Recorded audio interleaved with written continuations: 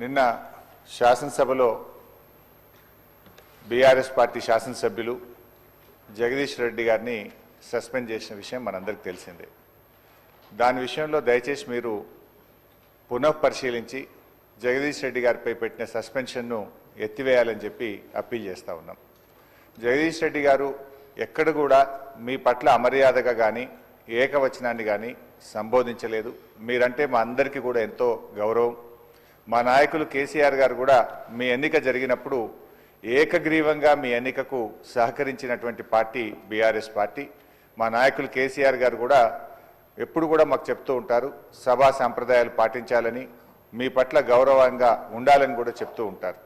So మాకు ఎక్కడ కూడా బీఆర్ఎస్ పార్టీకి కానీ మా సభ్యులు జగదీష్ రెడ్డి గారికి కానీ మీ పట్ల మంచి గౌరవం ఉంది తప్ప మేము ఎక్కడ దురుద్దేశంగా కానీ ఏకవచనాన్ని మీ పట్ల ప్రయోగించలేదు.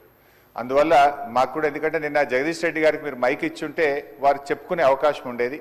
వారికి చెప్పుకునే అవకాశం లేకుండానే సస్పెన్షన్ జరిగింది కనుక మీరు ఒకసారి పునఃపరిశీలించి వారిని సభలోకి వచ్చే విధంగా సస్పెన్షన్ ఎత్తివేయాలని మా తరఫున విజ్ఞప్తి చేస్తున్నాం.